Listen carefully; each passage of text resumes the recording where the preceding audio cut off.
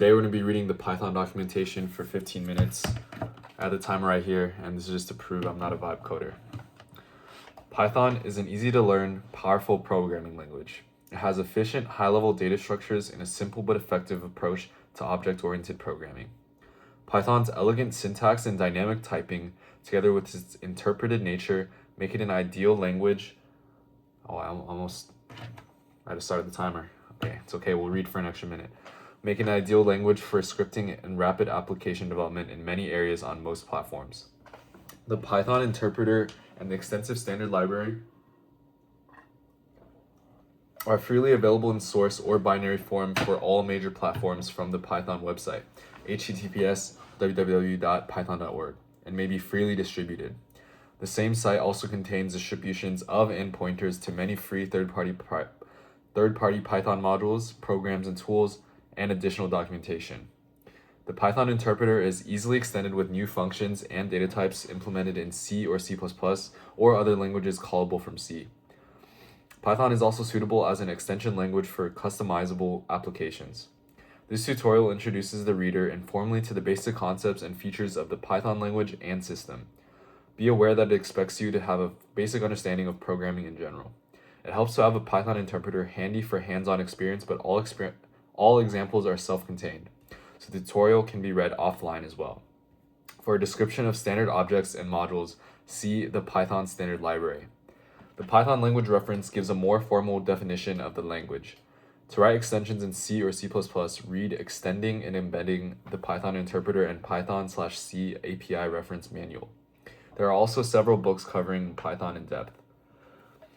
This tutorial does not attempt to be comprehensive and cover every single feature or even every commonly used feature. Instead, it introduces many of Python's most noteworthy features and will give you a good idea of the language's flavor and style. After reading it, you will be able to read and write Python modules and programs, and you'll be ready to learn more about the various Python library modules described in the Python standard library. The glossary is also worth going through. Okay, number 1, whetting your appetite. If you do much work on computers, eventually you find that there's some task you'd like to automate. For example, you may wish to perform a search and replace over a large number of text files, or rename and rearrange a bunch of photo files in a complicated way. Perhaps you'd like to write a small custom database, or a specialized GUI application, or a simple game. If you're a professional software developer, you may have to work with several C or C++ or Java libraries, but find the usual write/compile/test/recompile cycle is too slow. Perhaps you're writing a test suite for such a library and find writing the testing code a tedious task. Or maybe you've written a program that could use an extension language and you don't want to design and implement a whole new language for your application. Python is just the language for you. You could write a Unix shell script or Windows batch files for some of these tasks, but shell scripts are best at moving around files and changing text data, not well suited for GUI applications or games. You could write a C, C++, or Java program, but it can take a lot of development time to get even a first draft program. Python is simpler to use, available on Windows, macOS, and Unix operating systems, and will help you get the job done more quickly. Python is simple to use, but it is a real programming language, offering much more structure and support for large programs than shell scripts or batch files can offer. On the other hand, Python also offers much more error checking than C, and being a very high-level language, it has high-level data types built in, such as flexible arrays and dictionaries. Because of its more general data types, Python is applicable to a much larger problem domain than awk or even Perl, yet many things are at least as easy in Python as in those languages. Python allows you to split your program into modules that can be reused in other Python programs. It comes with a large collection of standard modules that you can use as the basis of your programs, or as examples to start learning to program in Python. Some of these modules provide things like file I/O, system calls, sockets, and even interfaces to graphical user interface toolkits like TK. Python is an interpreted language which can save you considerable time during program development because no compilation and linking is necessary. The interpreter can be used interactively, which makes it easy to experiment with features of the language, to write throwaway programs, or to test functions during bottom-up program development.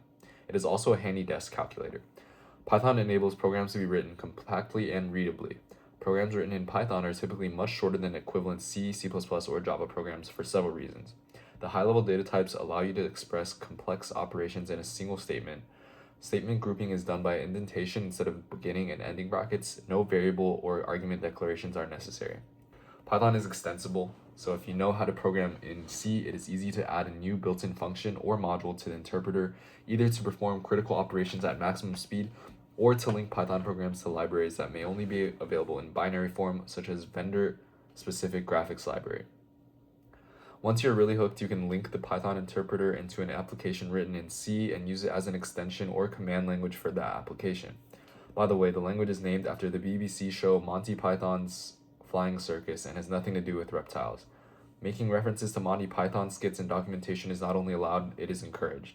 Now that you are all excited about Python, you'll want to examine it in some more detail. Since the best way to learn a language is to use it, the tutorial invites you to play with the Python interpreter as you read. In the next chapter, the mechanics of using the interpreter are explained. This is rather mundane information, but essential for trying out the examples shown later. The rest of the tutorial introduces various features of the Python language and system through examples, beginning with simple expressions, statements, and data types, through functions and modules, and finally touching upon advanced concepts like exceptions and user-defined classes. 2. Using the Python interpreter. 2.1. Invoking the interpreter. The Python interpreter is usually installed as user local bin Python 3.14 on those machines where it is available. Putting user local bin in your Unix shell's search path makes it possible to start it by typing the command Python 3.14 to the shell.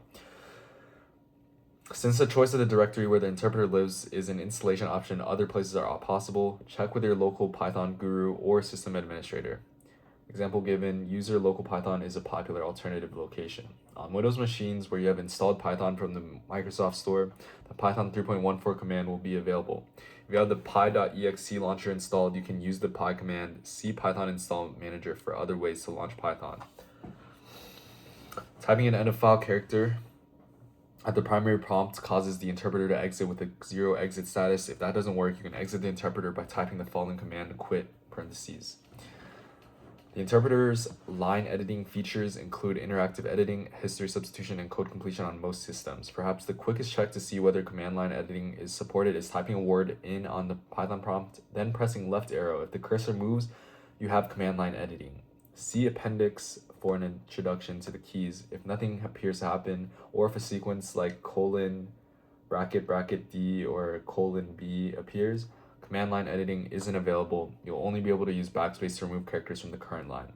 The interpreter operates somewhat like the Unix shell.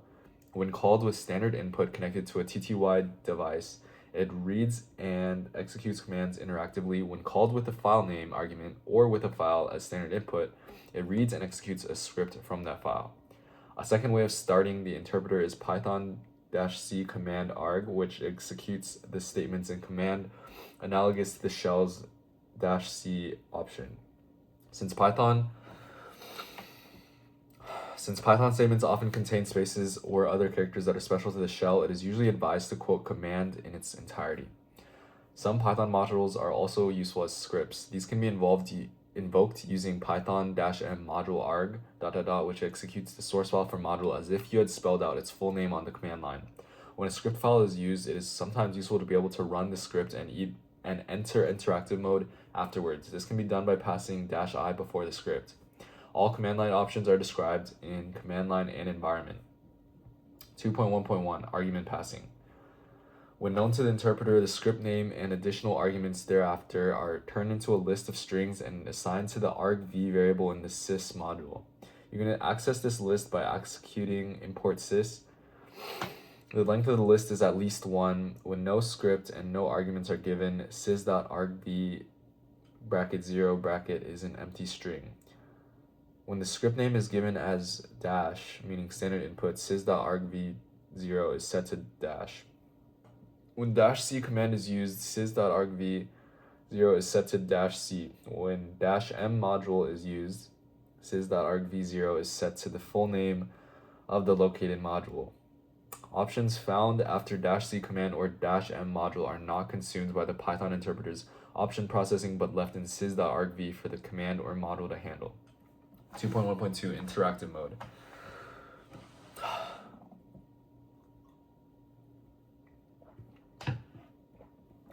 When commands are read from a TTY, the interpreter is said to be in interactive mode. In this mode, it prompts for the next command with the primary prompt, usually 3 greater than signs. For For continuation lines, it prompts with the secondary prompt, by default three dots. The interpreter prints a welcome message stating its version number and a copyright notice before printing the first prompt.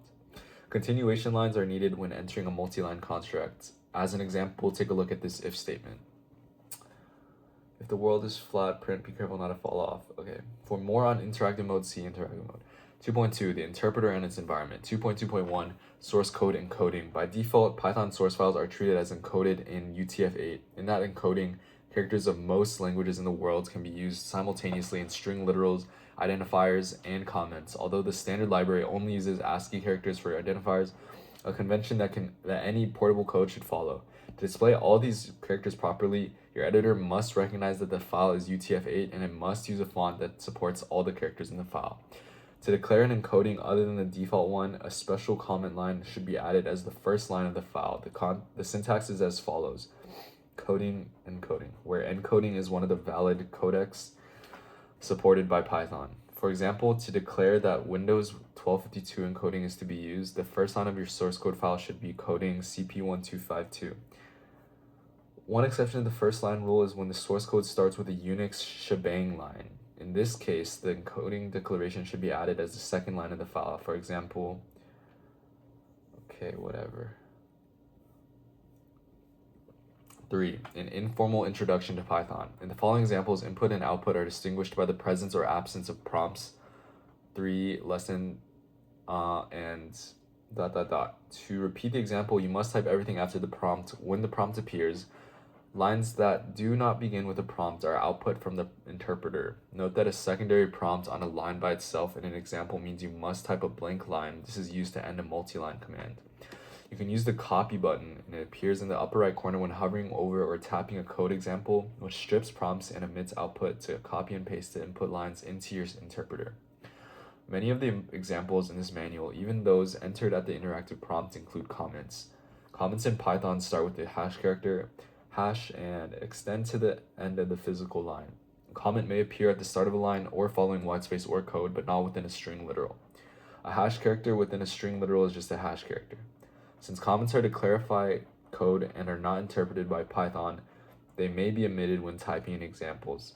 Some examples.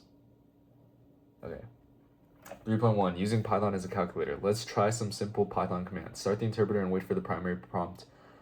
It shouldn't take long. 3.1.1, numbers. The interpreter acts as a simple calculator. You can type an expression into it and it will write the value.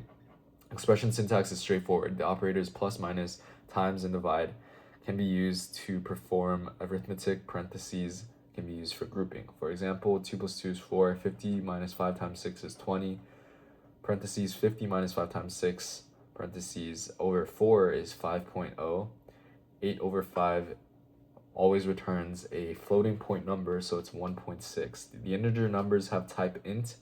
The ones with a fractional part, 5.0 and 1.6, have type float. We'll see more about numeric types later in the tutorial.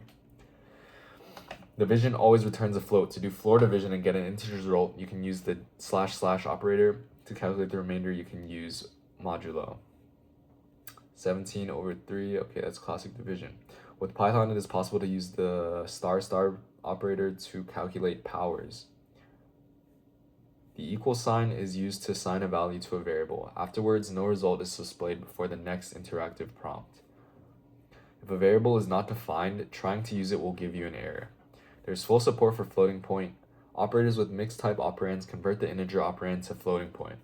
In interactive mode, the last printed expression is assigned to the variable underscore. This means that when you are using Python as a desk calculator, it is somewhat easier to continue calculations. For example,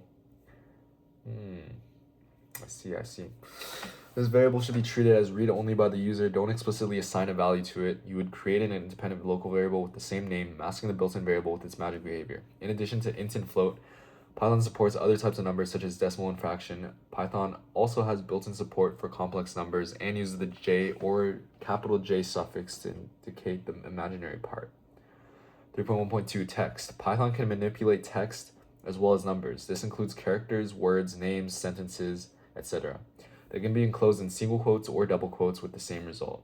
To quote a quote, we need to escape it by preceding it with \. Alternatively, we can use the other type of quotation marks. In the Python shell, the string definition and output string can look different. The print function produces a more readable output by omitting the enclosing quotes and by printing escaped and special characters. If you don't want characters prefaced by backslash to be interpreted as special characters, you can use raw strings by adding an R before the first quote. There's one subtle aspect to raw strings. A raw string may not end in an odd number of backslash characters.